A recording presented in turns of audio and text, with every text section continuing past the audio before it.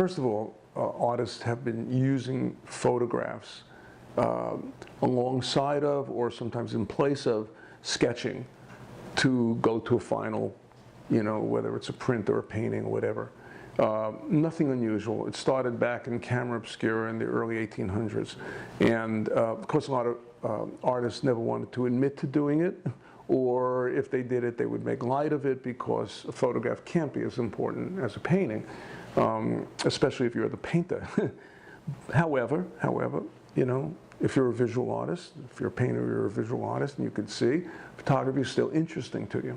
It's interesting from a technological viewpoint because people are fascinated with machinery and the magic of photography, and as a tool, for your painting. You can use it in so many ways. So, it's true that artists have used photography always, and maybe more so now than ever. Can any of the photographs that artists made be considered great photography and great photographic art by themselves?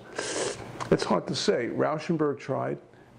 He photographed pretty seriously, not so much as models for his paintings, but on its own. And his photographs were good. But I don't think they ever were transcendent. I don't think they were ever photographs that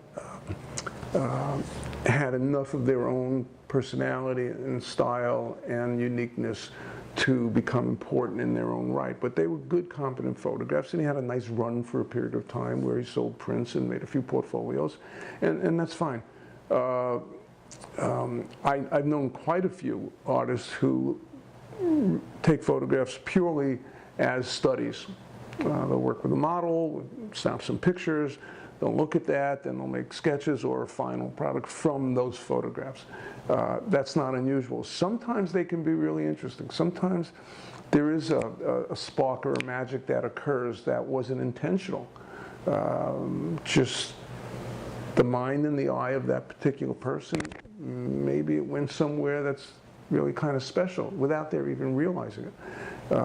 That, I think, happens from time to time, whether those artists get celebrated for their photography or not.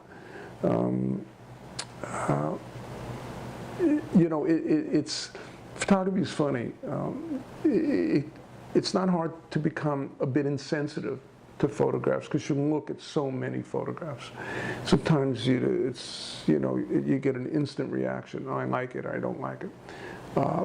But photography as a medium is special, and it has its own unique way of translating beyond itself, beyond the content of the photographs. And sometimes you can't really say what it is, that je ne sais quoi, je ne sais pas, excuse me. And it has that, what I call this magic or this transcendent quality, where when it's there, you feel it, you know it. 10 people look at these ordinary looking photographs. If there's something else going on there, 9 of those people will recognize it. And I always find that really fascinating about photography. So whether it's an artist just making photographs for record, or an artist taking time out and really working on their photographs. I actually showed years ago George Siegel's photographs.